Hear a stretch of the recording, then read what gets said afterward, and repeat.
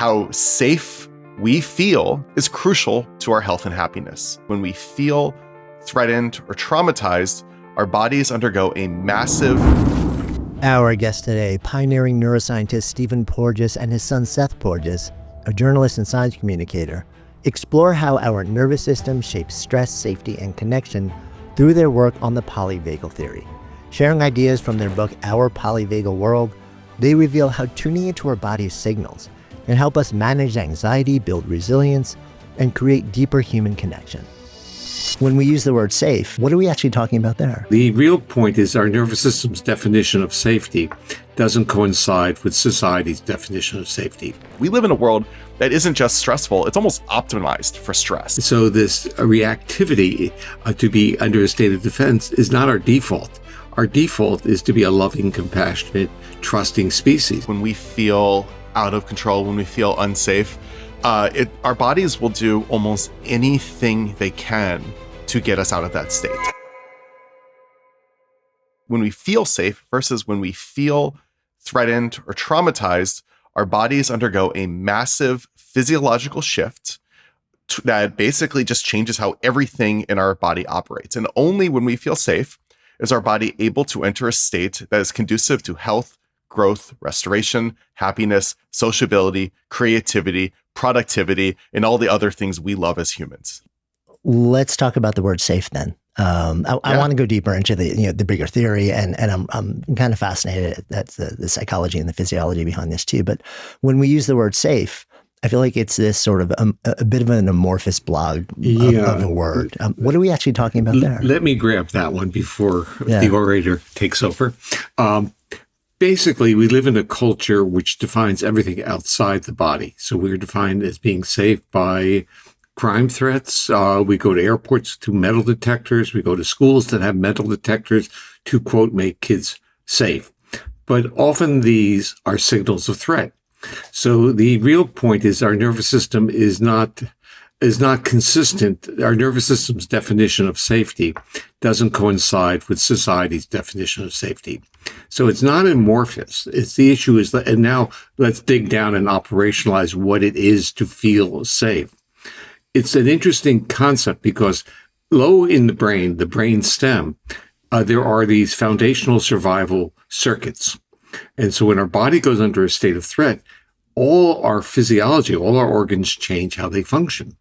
And when we say we're anxious, or we say we're frightened, or we say we're stressed, it's all the same concept or same function of what our body's doing. It's disrupting the nervous system's ability to regulate our bodily organs in a healthful way. And the word is often used as homeostasis or homeostatic functions, health, growth, restoration, and even sociality. So once the system is disrupted, we are no longer sociable. We're no longer approachable, accessible to others. Our bodies are now retuned to threat. The point is, has nothing or very little to do with our intentions.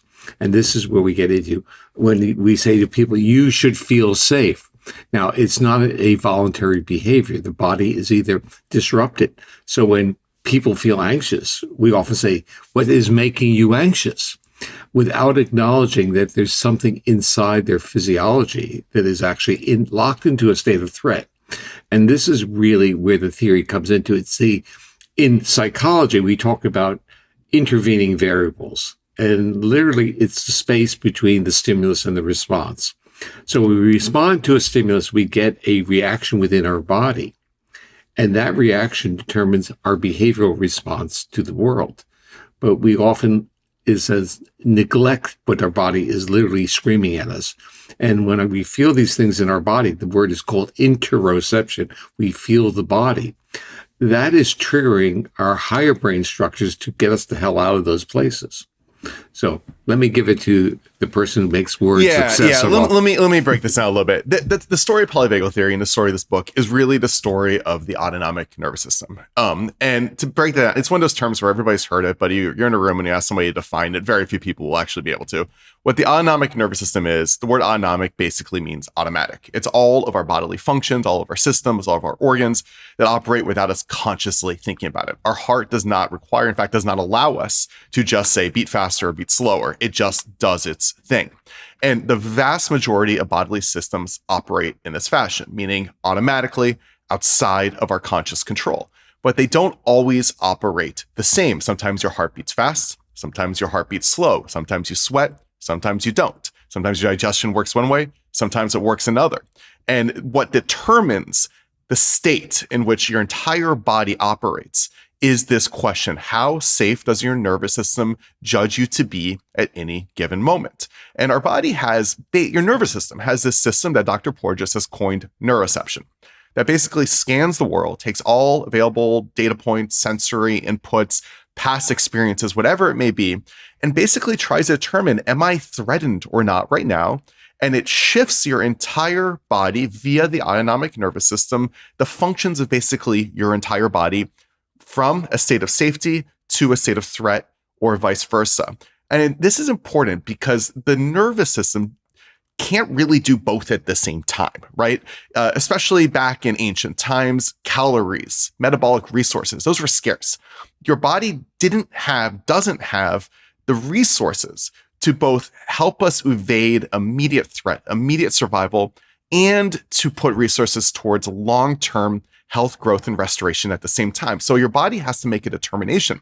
Am I going to focus on immediate survival, or am I going to focus on long-term health, growth, and restoration? And if your body is constantly or always in a state of immediate threat, immediate survival, it does not resource the systems that allow it to heal, grow, and restore. And this is super, super important because in this world we all live in a world that isn't just stressful, it's almost optimized for stress, right? Like we have technology that evolution could never have imagined that can stress us out at any given moment in ways our bodies never could have imagined thousands of years ago. And so we live in this world in which stress is everywhere. And so these circuits, these systems that evolved for short-term evasion of immediate threat are constantly being triggered these days. And in doing so, our body de-resources the systems that allow it to heal, grow, and restore, as well as to just think creatively, to be productive, to be social. All of these systems are only resourced by the body when the nervous system feels safe. And to answer your actual question here, that has nothing to do with little to do with our actual safety. Your body has no way of knowing if lightning is going to strike you at any moment, if a car is going to veer off the highway at any moment. But what your body can do is scan the world around it and kind of make its best guess. And so what Dr. Porges was talking about is many of the things in our world around us that purport to keep us safe perversely make us feel unsafe, make our nervous systems feel unsafe, and in doing so, negatively impact our health. So, I mean, the big message there is that it's not about objective circumstances. It's not about the fact around you. You could have 5 people in a room, and 4 of them, and they're all in the exact same setting, or they're outside in an environment where there are things happening around them. Exact same setting, exact same experience. 4 of them would probably be having the time of their life. One of them, maybe because of their history, maybe because of past trauma, whatever it may be, may have the feeling of being unsafe. It's same objective fact, but if that one person feels that feeling of being unsafe, their internal system is going to be functioning profoundly differently. Yeah, this is why we need to reframe when we talk about trauma, because trauma has tended to be defined by the external events. But what happens if that external event was fine for 4 of the 5, but for one, their body went into life threat? And what do? We humiliate the person whose body didn't respond in a more benevolent or comfortable way. We tend to shame people or say things like, I got through it, why couldn't you? And we, like in psychology, we use terms like adverse childhood experiences, ACEs. And this has now become a way of identifying people who have, in a sense, a justification for PTSD. The real issue is, what if you don't hit the criteria of adverse events, but your body did? So it's not like it's objective outside of you.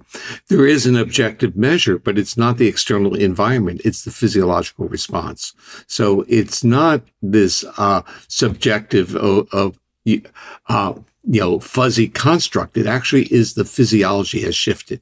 The physiology has shifted in a way that it disrupts the homeostatic functioning of our organs, and now shifts our resources to survive. And for many people who have experienced trauma through their lives, their life is all a life about being in a state of constant hypervigilance and defense.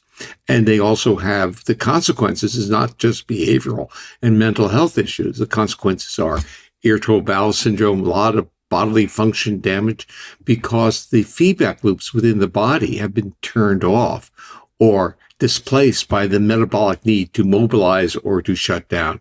The body went into its priorities, and that was to keep you alive. As you're saying, 4 people could respond to an event in one way, one person could respond another way, but it's not just that. It's any individual person could respond to that event differently depending on, how they're feeling at that moment, right? If when our bodies feel threatened, they are biased towards detecting threat in the world. We've all heard of fight or flight. This is what we're talking about to some degree at some times, how the body shifts towards a state of mobilization or fighting as a way of defending itself. But we're also talking about the flip side of that, which is what happens, what changes occur under the hood when we feel safe. And when you're in a fight or flight state or a state of severe duress, which actually doesn't cause you to mobilize, but to shut down and freeze. And this is something that largely wasn't recognized by many people until somewhat recently. But when you're in these states of defense, a whole lot of changes happen in your body. And when you're in a state of safety, a whole lot of changes, oftentimes positive ones, happen with the body. And depending on what state you're in, the same event can impact the same person differently. And this can change over time based on past experiences, past traumas, past associations, past anything, really. So when we talk about somebody feeling unsafe, we are not talking about purely the emotional state of feeling unsafe, the psychological state of feeling unsafe. We're talking about, and that may manifest in very emotional and psychological ways and symptoms. But we're also saying what you're saying is that this shows up in physiological ways in the body as well. And that can, in fact, then manifest in illness, in pain, in dysfunction, because of this experience of feeling unsafe. Yeah, I'd like to emphasize and deconstruct part of what you're saying. It's not like the psychological or emotional feelings are not real. They're sitting on top of a brainstem that is regulating a body to be in a state of defense. And that feedback, as it percolates upward, we interpret as anxiety, stress, or threat. But it has a physiological basis, and it's simpler from looking at it from that physiological basis, because all you need to say is, my body's under a state of threat, or my autonomic nervous system is disrupted. It's no longer supporting homeostatic functions. I mean, it's a long operational statement, but in general, that's what it is. So when we're in state or stress, basically the neuroregulation of our bodily organs has taken a vacation, a break, to basically defend, take care of us. Yeah, it is psychological. It is a change, but it's also physiological, and they are very much linked. And this is really important because the way we have traditionally modeled and treated trauma has been to treat it as a purely psychological, a purely psychiatric issue, which means maybe medication or talk therapy, right, as sort of the treatments of choice, which sort of ignores the larger physiological shift that occurs and the larger cause of this, which is the body stuck into a state of defense. And at the same time, it's stopping us effectively, if I'm getting this right, from the positive functions, from optimizing for health, for optimizing for restoration, for optimizing for all of those things that we want and desire and that make us feel good. So it's not just, it's sort of like facilitating the negative, it's also keeping us from allocating resources to reach a state that we really want to be in. Yeah, Jonathan, it's actually even a philosophical difference, because the world we are all dropped into thinks that if you have these disorders, there's medicine and there's surgery. Polyvagal theory says your body needs to be welcoming even to surgery and medication. It has to welcome the interventions. If your body's in a state of defense or threat, the interventions may not work. And we have to understand that this regulation of our physiology is really the quest. The quest is I often use the term, we are on a quest to feel safe, but the neural mechanisms are on a quest to serve their functions, and that is to keep us healthy. And the interesting part about being a social mammal is that sociality and physiological homeostatic functions are interrelated to each other. And I do want to dive into that in more detail. Before we get there, though, the very name of this theory is the polyvagal theory. So embedded in that is the word vagal, coming from vagus nerve.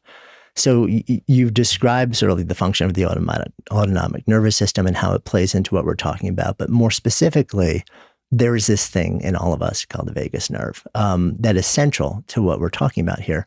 So walk me through, because I think a lot of people have heard of this thing recently, and it seems like there's also a lot of mythology and a lot of maybe misinformation. I think there's tremendous misinformation. I think people start to think that the vagus has executive functions and they want to, quote, hack the vagus.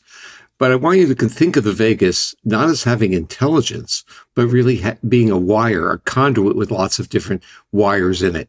So it's a cable connecting our brainstem to virtually every visceral organ in our body. And the cable has within it pathways that come from different areas of the brainstem. And those different areas of the brainstem are sending different types of signals to those various organs. So it's like saying the vagus tells us that there's a connection. It's really the brain-body connection is through the vagus, or one of the primary ones.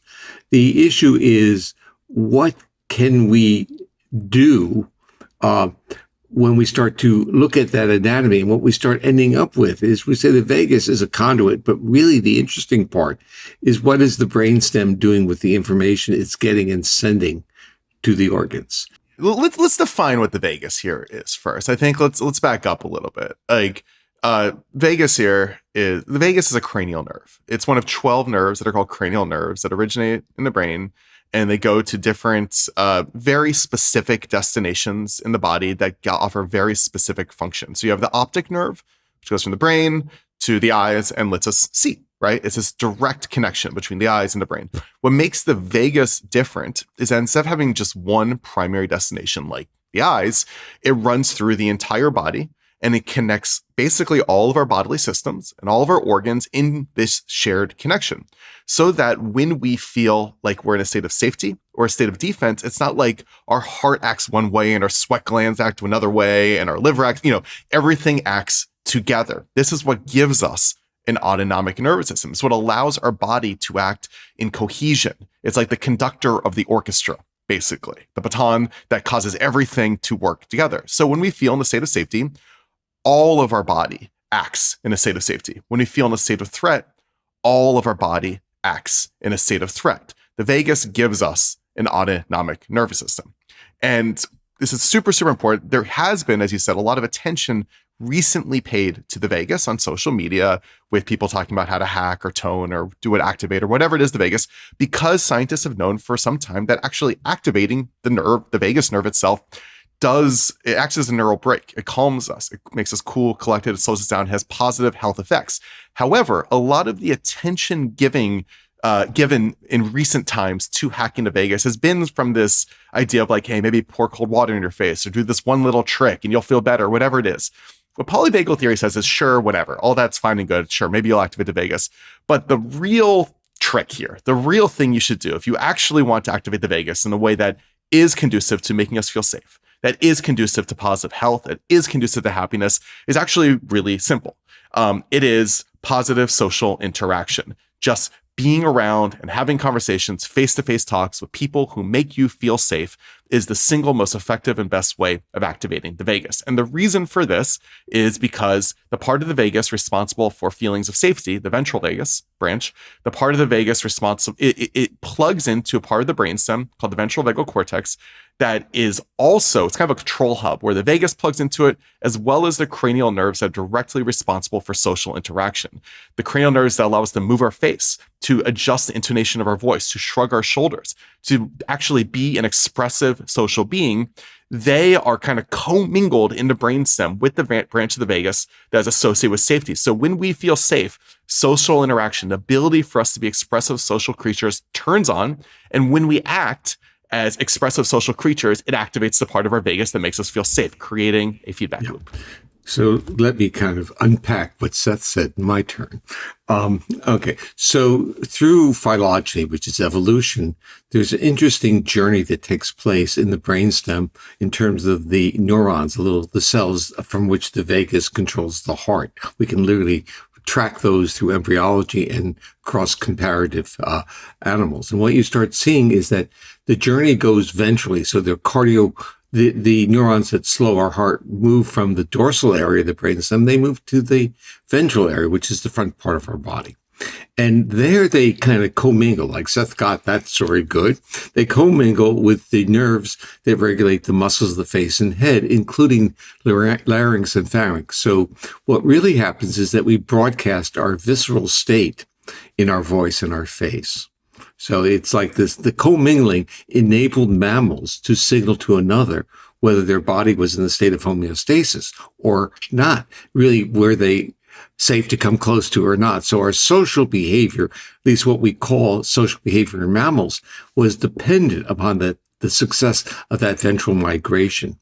And I'm going to give you the example of where you can literally see it. The ventral vagus controls the heart and the bronchi, the larynx, the pharynx, basically organs above the diaphragm. The dorsal vagus, it's the organs below the diaphragm, and they have a few fibers that still go to the organs above, but primarily it's a subdiaphragmatic system. And when that dorsal vagus gets recruited in threat, which is immobilization threat, what do you have? You have basically you evacuate your bowel, you pass out, you have all these symptoms that are associated with people who have severe trauma histories. But to me, the interesting model is literally to watch a crying young baby and what does a mother do with that? The baby's crying. The baby is in a state of defense, red in the face, screaming and flailing with limbs. And the mother uses this prosodic voice, this intonation, this sing-songy voice. And the baby calms down and literally falls asleep. And that's the neuroception of a genetically determined signal of safety. And that is the intonation of voice, calming down. And we've actually done research and documented that if a mother's voice in calming her baby is less prosodic, the baby doesn't calm down. So it's like it's wired into us. And we do this with not only our children, but our dogs and cats. We talk to them with a great intonation to calm them down. But the bottom line here is that we broadcast our physiological state in our face and our voice because it is wired through the vagus, but different pathways. And we calm down through the detection, neuroception, a detection, not perception, detection of intonations, acoustic intonations that our nervous system interprets as a signal of safety. So it's almost like we have these two different systems, the perception system and the projection system. And both of those, which is interesting to me also, these are not sort of like conscious, willful systems. Like the neuroception system is just constantly in scan mode. And oftentimes, even if we try and sort of like hide what we're feeling, if we're feeling unsafe and we're like, no, let me fake it. Like, let me get through this moment. It's always fascinating to me that I feel like other people can still feel it. They can still sense it, but I was never entirely sure what they're picking up on. Well, you're kind of describing some of that. That neuroception is when you talk to someone and say they have a gut feeling. That gut feeling is their neuroception. Now, often it is correct, but they don't have a language to explain why. So they try to basically, I've actually talked to people who have been abducted. And they will say, well, I had a gut feeling, but all the other features seem correct. So it's like they pick something up, but they say, oh no, it can't be that. And they basically get injured. And what happens when people experience that type of trauma, their nervous systems retune. And what does that really mean? It means that their nervous system will never let them be accessible. Until they actually literally go through treatments and the nervous system gets more normalized. But the nervous system doesn't easily forget trauma because it's trying to protect you to be defensive. Yeah, I mean, we're talking about here basically what, in English language, what it means to be charismatic or charming or creepy or have that like don't F with me face, right? Like we are really good at sensing other people's safety, whether other people are in a state of defense or a state of safety. And that signals to our nervous system whether we too should be in a state of safety or a state of defense. So when we're around people who make us feel safe, we proceed to project feelings of safety back out to the world, to other people. I like to call this an autonomic echo chamber, if you will. When we are around people and things that make us feel threatened, we continue to broadcast feelings of threat out to the world. And so it's really important for our safety, for our health, for our happiness, to make sure that we actually do consciously prioritize being around people, places, things that do make us feel safe. These things actually do matter. And this is, goes again to the vagus nerve. It goes again to the relationship between our autonomic state and how our body, our physiology operates. When we feel safe, we are resourcing and activating the cranial nerves that allow us to be facially expressive, vocally expressive, to be expressive social creatures. When we're in a state of defense, we get flat facial affect. We have a monotone voice. All of these things shift in us, and other people around us read that as well. It's something that for some people, maybe they're good at hiding it. Maybe some good actors can do it. For many of us, it's very difficult to hide. I would say that our society doesn't even explain to people that they should hide it, because a lot of people walk around in a sense emotionless or expressionless. And in fact, if we look at how society has idealized, let's say, supermodels, and we take a look at their faces, and if you come at that experience of looking at the faces of supermodels, you say that's a trauma face. It's totally flat, no expression, no benevolence, not attractive. And this concept of attractiveness is really a concept of accessibility. And what we're really saying is that when our nervous system is in a certain state, we're not accessible, but we're vulnerable. But if we are accessible, it broadcasts to others and they become accessible as well. I like to say that being accessible is a gift that keeps giving back to you. Seth, as you described, there's this existence of, there's an echo chamber effect that can happen between people where one person feels unsafe, the other people around them perceive that, they start to feel unsafe, and that reflects back, and that makes the first person feel even less safe because now they're projecting their own safety. And it seems like this spirals into it like a cycle of unsafe doom. How do you break that? Well, I mean, realizing that, I mean, like we all, I think, recognize things that make us feel safe, whether that's people, whether that's environments we're in. I think this probably goes to the heart of why are we drawn to certain types of music, certain aesthetics, nature. These things might make us feel safe. And I think a lot of people ignore those things, ignore their body telling them this makes me feel safe or this makes me feel unsafe, because we're taught this stuff doesn't matter. We're taught it's all in our head. And I think one of the things I like to call polyvagal theory to some degree, a way of seeing the world. It's a worldview. It's a worldview that prioritizes making ourselves and making other people feel safe. It's something that we are all naturally drawn to, but we all kind of ignore it oftentimes. And it's as simple as saying, this person makes me feel safe. I'm going to spend more time with them. This place makes me feel safe. I'm going to spend more time with it, and I'm going to prioritize these things. Yeah. Let me kind of reframe that a little bit, Seth. Jonathan really is asking, how do you break the cycle? I think that's your real question. The answer is there's certain steps. Let's break this down. The first step is to be aware of the state you're in. So you start understanding by understanding where you are. If you're physiologically more like this, you start understanding you're going to be more reactive and people are going to react to you.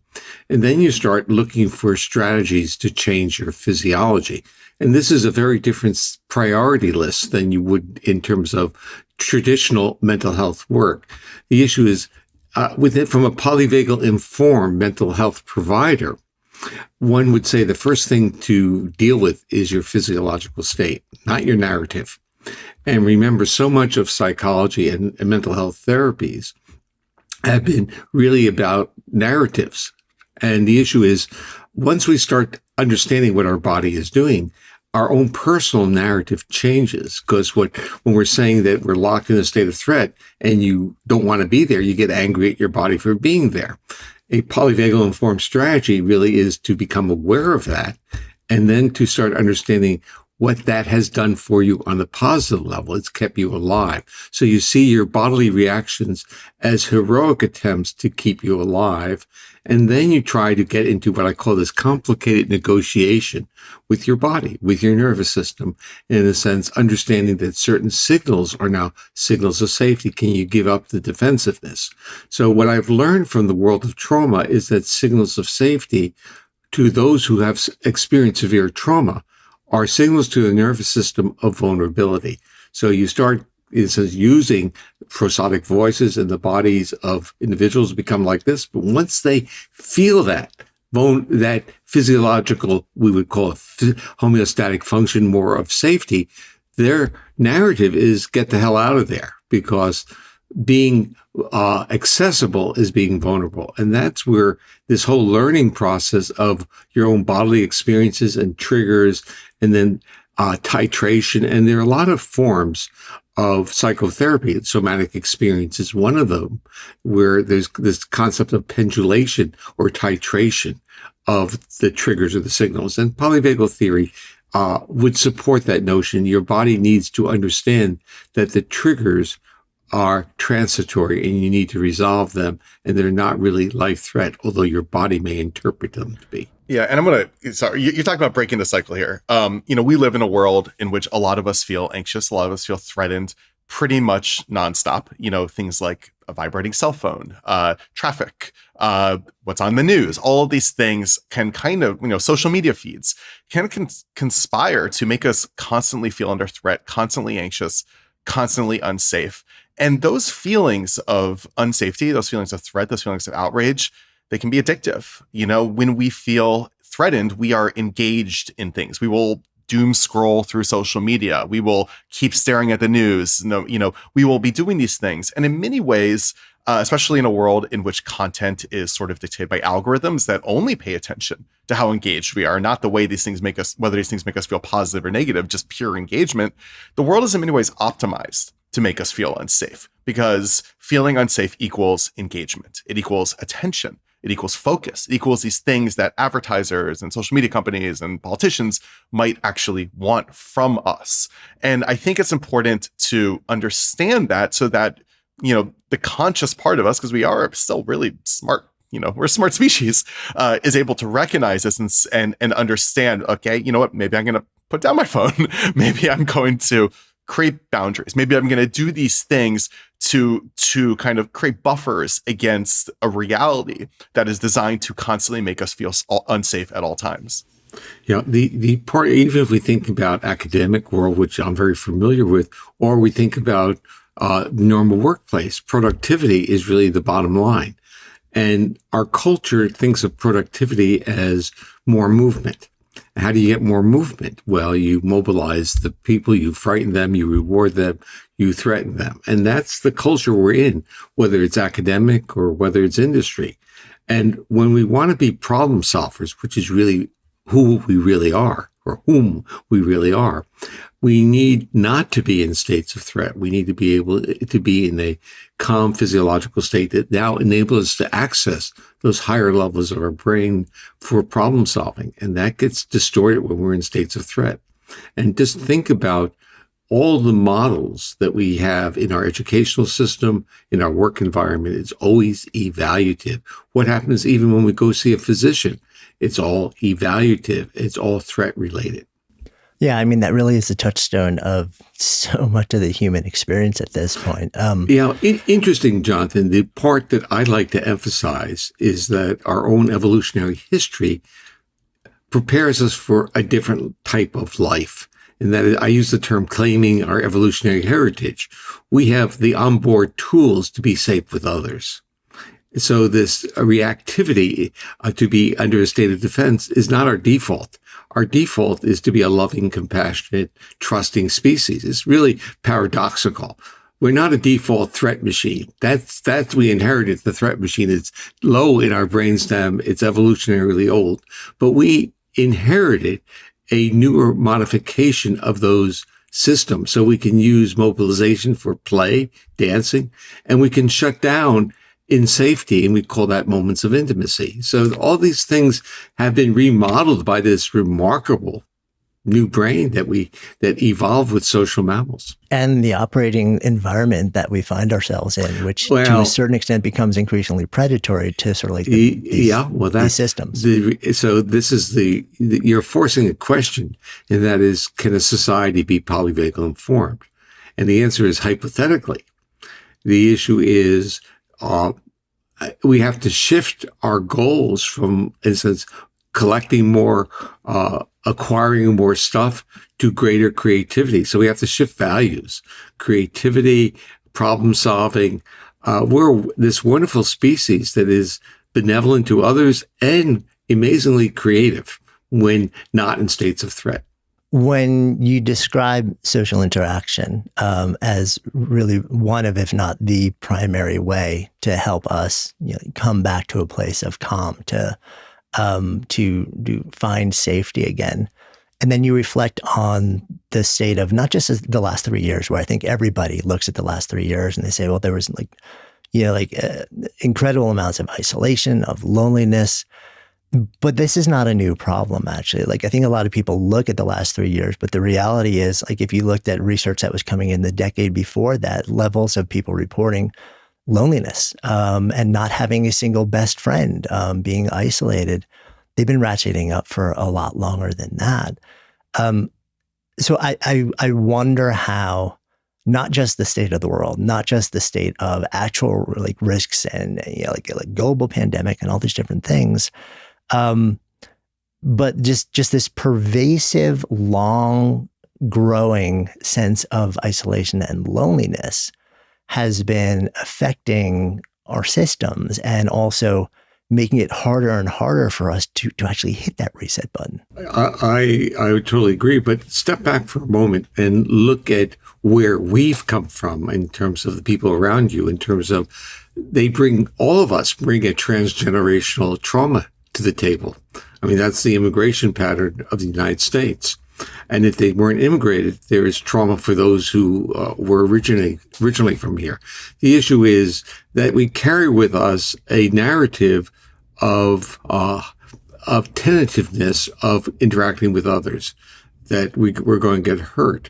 And we have to understand, and in fact, if we start thinking about how the shift in housing to larger homes, more isolated from others, larger estates, as opposed to this urban worldview where you're in an apartment next to someone else, and there's kind of like a connection and a surveillance. So what has always, I should say, has shocked me recently when I start to understand what was happening in terms of risk of abuse within a rural community versus urban communities. We tend to idealize rural, but in rural communities, there's, in a sense, the male, in general, the male owns the spouse and owns the children. And what happens in that is under his control. And you start seeing lots of things that are literally surprising. And when you live in a denser population, literally your neighbors are eyes of what's happening to you as well. When you think about where we are right now in culture also, because I want to tease out the distinction between, I guess what I'm really curious about here is, what is the fundamental nature of social interaction that matters? Because a lot of people are very, quote, connected right now, right? And you got a lot of followers here, and you're DMing people and texting people. But my sense is that's not what we're talking about. You can stop there, because what we're talking about is a trusted other. And we're not, and for many people who may have followers or connections, whether on Facebook or whatever social media, their closest, or the one they trust the most, might be their dog. So in fact, a lot of people who can't have difficulty trusting people, like horses and dogs, they can trust them. But these are the issues that when we're in an environment which is highly evaluative, the magic word here is chronic evaluation, whether it's social evaluation or any other form. is really the same thing as saying, I'm putting your body into a state of threat. So evaluation literally equals a body being in a state of defense. And we have to understand what is the consequence of that. And you start to say a couple things earlier that are very important, and that is literally we've always had threat. I think you start to really allude to that. And the answer is yes, but we also had moments of time in which we were safe enough with trusted others. So it's not like we can't deal with threat. That's not an issue. We're very well designed and evolved to deal with threat, but our nervous systems need some downtime. We need some time to feel safe with another. Yeah. No, let me actually answer your question, Jonathan. The nature of how we're capable of interacting with people socially has changed dramatically in the past couple of years, never mind the thousands and millions of years that evolution, shaped us into who we are. And so in our bodies, we evolved to be social creatures as a way of transmitting, projecting, receiving signs of safety. So our bodies knew that we were safe enough to shut down our defenses so we could heal, grow, and restore. And in order to kind of get that signal that our bodies are safe, a sort of invisible dance occurs, a nervous system dance between you and somebody else, right? And key to that dance is face-to-face interaction. Because when we, through the 99.999% of human evolution, the only way to be social with somebody was face-to-face interaction. Of course, in recent years and centuries, you had the written word, you had phone calls, and then you eventually had the internet, which basically teases our social nervous system. It teases our brains. It excites us because this feels like this, simulacrum of the sort of social interaction our bodies evolved to rely on. But without actual face-to-face interaction, our nervous system doesn't really give us the same credit for it. It doesn't give us the same sense of satiety. It doesn't give us the same sense of healing. And the trick these days is to understand that just because we don't literally need to be face-to-face with somebody in order to have social interaction, we still need to sort of kiss the ring of our evolution. We still need to honor and respect what our evolution requires in order to give us credit for the social interaction in order to heal. And that's really, really important when we have all of these easy alternatives so readily available to us. So among those alternatives, one of the questions, and you write to this, is addiction, is turning to, because if we don't have the level of trusted social relationships that we can turn to help us come back to this place where the negative systems calm down and the positive systems come online and become optimized, which a lot of people don't. And we may be kind of fooling ourselves and thinking that the nature of the relationships that we have actually are enough, but they're actually not. So we stay in this state.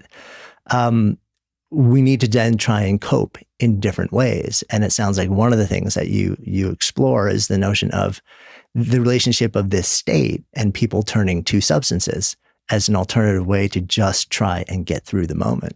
Yeah. When we feel dysregulated, like when we feel out of control, when we feel unsafe, our bodies will do almost anything they can to get us out of that state. It becomes this driving primal force behind our behavior, behind our emotions, and behind our actions. They will do anything to feel regulated. And if you feel chronically dysregulated, self-medication is a very common way of attempting to deal with it. Addiction rarely occurs without trauma. And that might be a controversial statement, but it's, I think the research shows it to be true. Addiction very rarely occurs without trauma. When you feel, say, stuck into a heightened state of mobilization, as is common for people who might kind of chronically feel threatened, the idea of taking a downer, it will make you feel normal. And that feeling of normalcy is what's addictive. And if you're stuck into a state of a downshifted state of shutdown, which is also common with people with trauma, then an upper might make you feel normal. And that feeling of normalcy, that feeling of temporary regulation, that's what is addictive. When we look at the way that safety does or doesn't show up in everyday situations, And if people are listening to this conversation, one of the questions they're going to have is like, how do I become not just a safety seeking being, but maybe a part of an equation, which is safety creating in different contexts in life. So if we walk through some of these contexts, like I think a very common one, and we sort of like referenced it earlier, is caregiving, parenting. If we understand that one of the fundamental roles of being a caregiver is to create safety for others, if we're in the role of actually having the opportunity to do that, what do we want to keep in mind? First of all, we want to keep in mind that we broadcast cues of safety to the other. So it's very important that if your body's in a tense state and your voice is a high-pitched squeal, it's going to affect the other person. So we want to, in a sense, be aware of our physiological state. And let's go back for a moment and look at the word caregiver. And the part of that I don't like about that word is that if you treat it as just giving to the other, it doesn't work. Because this is where you start seeing burnout in caregivers, burnout in the mental health profession and medical profession. And that's because they're no longer getting the reciprocity of a co-regulatory relationship. So with a baby, when the baby calms down, when you're supporting that, how do you feel? And if you look to the corner there, and I'll tilt the camera, you'll see my cat. My cat feels safe enough in my presence to give up all her hypervigilance. And now she can enjoy the day. The point is, we give up our defenses when we get sufficient cues of safety. So I get the question is, what are those cues? Like if I want to transmit those cues to somebody else. You see, you have to think in a different way. Because if you say, what are those cues? I'm now going to broadcast those cues. Well, maybe you can and maybe you can't. Because it's this issue about what used to be said about what's a good therapist. It didn't really matter what they were trained in. It was whether they had empathic, and it was basically their presence. And there's a lot of interest in therapeutic presence. And we're really talking with polyvagal theory, the physiology of being present, the physiology of being a good witness, the physiology of supporting another, not by just being there, but by being there in a physiological state that is sending cues to the other that their body can give up its vigilance. And this means that the responsibility is not just to show up. The responsibility is to be in a physiological state of accessibility to another. And that's much more, I'm going to say, difficult if you don't understand your own body. So as a therapist or a human being, or for my role as a parent, it took me decades to realize that my physiological state impacted on my kids, impacted on my students, on my laboratory. When we feel safe or threatened, we transmit those feelings to other people. And we as humans are very good at picking that up from other people. So it is important, if you're in a caregiving or care sharing or parenting or whatever it is role you might be in which somebody relies on you, to also think about making sure that you feel safe, that you take care of yourself, that that you don't ignore your own needs, because those will transmit onto other people. And then beyond that, there is, I think, the ability to at least some degree have some conscious intent about what, how and when we show up for people, right? If we're in a state of rage and anger and whatever it is,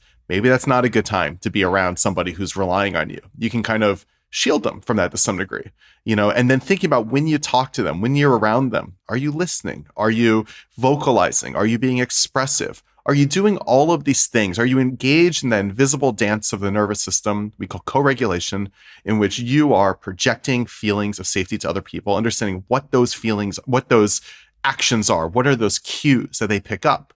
It could be the way you talk to them.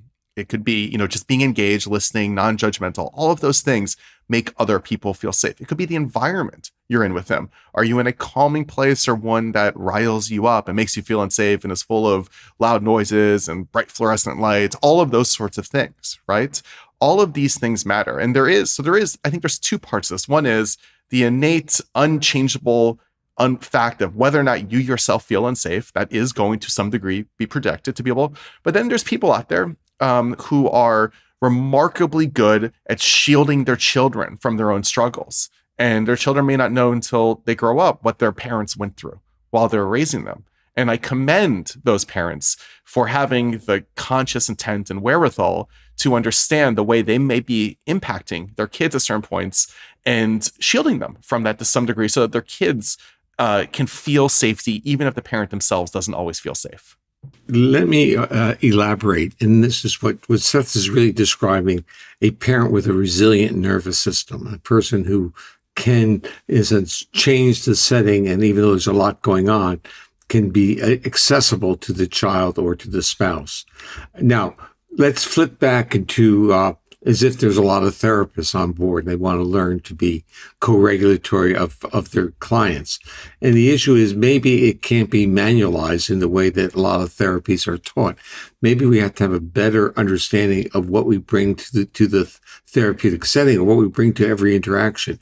And that is our own physiological state. So it requires a degree of self-awareness.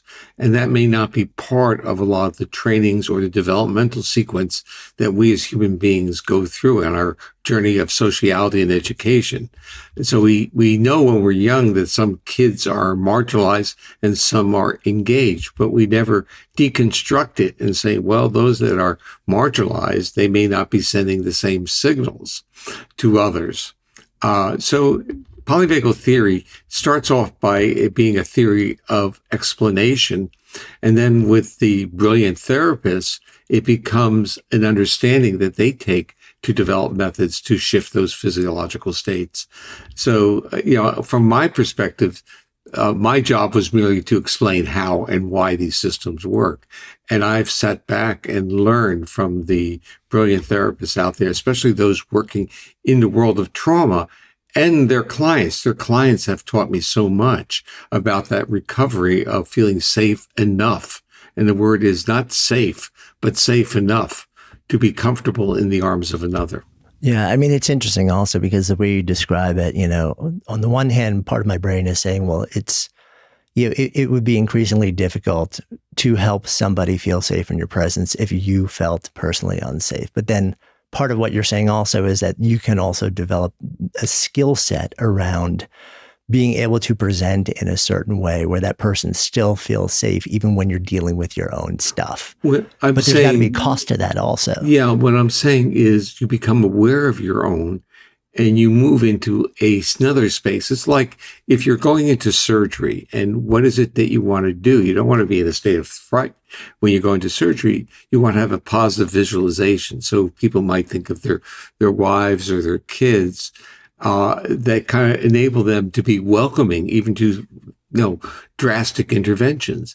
And I think in a way, we have to treat clinical settings in the same way, that we can have a lot going on in our lives, but we have to carry a visual image with us that moves us into a more accessible physiological state to be present with the person we're engaging with. Yeah, I mean, understanding that we're effectively beacons in any given interaction, whether we realize that or not, I think is an interesting notion. And this extends, beyond caregiving. When you think about the workplace, when you think about education, when you think about schools and teachers and healthcare, it's the same thing. Like anytime, like you're working in somebody else, and especially if there is a perceived difference. I don't want to say necessarily inequity, but there's a perceived difference in status, in power. That's going to affect this dynamic, I have to imagine. So when you mentioned that, it just made me think about my early days as a faculty member, where my age was very close to the graduate students, and you wanted, at least I want, a separation in the status. And you do that by not attempting, in a sense, by not being accessible. So you're not vulnerable. So it's almost like you're starting the world as a faculty member. You go through your transitions from grad student, and now you're a professor. And now you have to relate to graduate students who are basically your age. And you now have to, in a sense, give them the advice of a parent without being accessible like a peer. It's a very complicated bit. But if I were to do it all over again, I would do it very differently because I now have the Polyvagal Theory to kind of understand what I was doing and trying better to understand them as opposed to basically trying to create separation. I start off with this belief that, like everyone or many of us, that motivation is really about mobilization. You want people to try harder. And we forget that trying harder can shift our physiology. We want to try harder because we want to learn. We want to discover. We want the curiosity to be the driving force and not a stick. We don't want to be, it's not the fear. We want the beauty of the journey to be our motivation. When we zoom the lens out around this idea a bit, one of the big things that I'm really taking from this is to just be very aware of how you step into any interaction and know that, you know, and again, if you're a parent, a caregiver, a leader or a manager in work, a teacher, you know, whatever that, but if you're in a position where you have a regular opportunity to affect the physiological and psychological status, the perceived safety of another being, and that you want to actually affect it in a meaningful and positive way, that we really need to start with our own psychology and physiology, because that it's going to be increasingly difficult to have the effect that we want to help in the way that we want to help, if at some point we don't deal with it, even if we gain the skills to kind of mask it and present in a certain manner. I can't imagine that for us as individuals is healthy or sustainable over a long window of time. When we fake it, we're turning off our own feedback loops and we're creating disease in our own body. So when we, in a sense, aren't listening to our body, those feedback loops get dampened and we start getting end organ dysfunction or what they now call functional disorders like irritable bowel syndrome. So all these things literally come out. Yeah. And also I would say, yes, it's obviously very, very important to prioritize your own sense of safety. You know, the whole put your oxygen mask on before you can help somebody else idea. But at the same time, I want to be careful with giving people excuses to be selfish. You know, it doesn't mean only prioritize your own sense of well-being, your own sense of safety. And that, you know, I imagine some people might hear some of this and say to themselves and use it kind of as an excuse to tell other people that blame other people because they themselves feel bad. And it's very important to understand that because you feel bad is not necessarily the fault nor intention nor action nor doing of somebody else. And it is not everybody else's responsibility to kind of always be prioritizing your feelings, just as you need to prioritize your own feelings, other people need to make sure they take care of theirs as well. So I want to make sure people don't interpret it as an excuse for selfishness at the same time. I want to give an example. This is a true life example. When I was running my laboratory, I had, maybe 30 people working for me. And one day I didn't get a grant or something like that. And I remember telling them, I basically apologized to them because my face, that they would, in a sense that something was wrong. And I basically said, nothing is wrong with it's what's going through me. And I was very aware of my body reaction and concerned that I was broadcasting signals to them. Now, I will tell you that even with telling people, it's not enough. So it's like they're still picking it up. But it's part of this dialogue that we start developing when we become aware.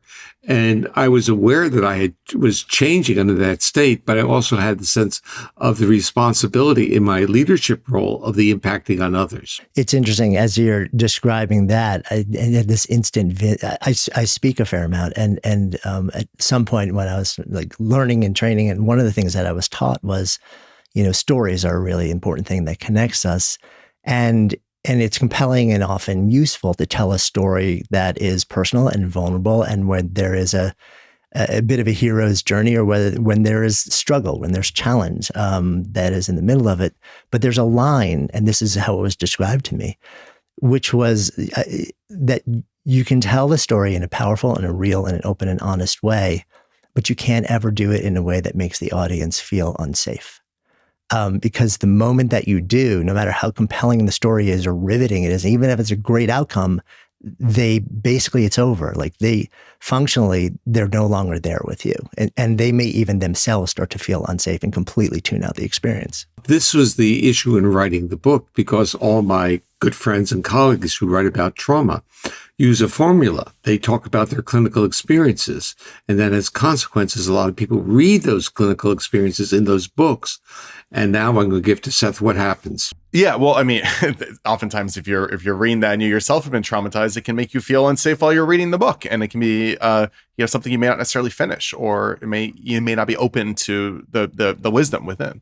This goes to our writing of the book. So go ahead, Seth, in terms of... Yeah, well, I was just going to say specifically is, you're talking about public speaking. And I think this is a really clear-cut place in which these principles can help people, just be better at what they're doing. If your goal as a public speaker is to keep the audience engaged and keep them receptive, and that means making them feel safe. More specifically, that means basically making everybody in the audience feel like you are having a personal social interaction with them. That means looking people in the eyes, using your face, not speaking in a monotone voice.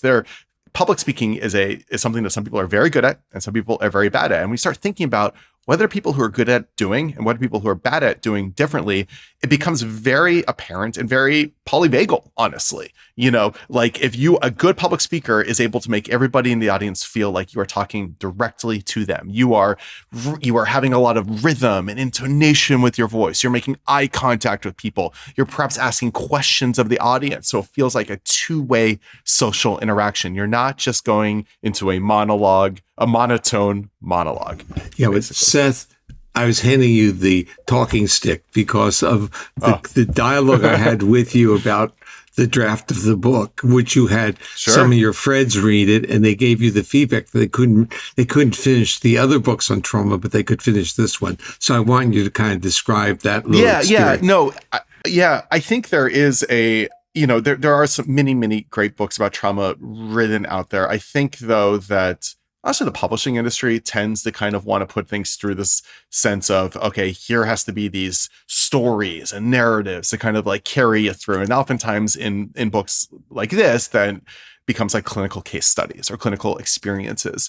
And I think people really just want, first of all, that can be very difficult, again, for somebody who's traumatized to get through. They don't need to hear how somebody else is suffering. They want to know why they are suffering, what is happening to them. And our goal with this book was to be as straightforward and speaking directly to the reader as we possibly could. So it's not, here's a bunch of examples. It's, here's what's happening with you. And as short and sweet as we possibly can. Yeah, but Seth had told me that, he had some of his friends read the book, and they were really, they could read through it. And they said, unlike the other books on trauma, they couldn't get through those books because the stories, the personal case studies were triggers.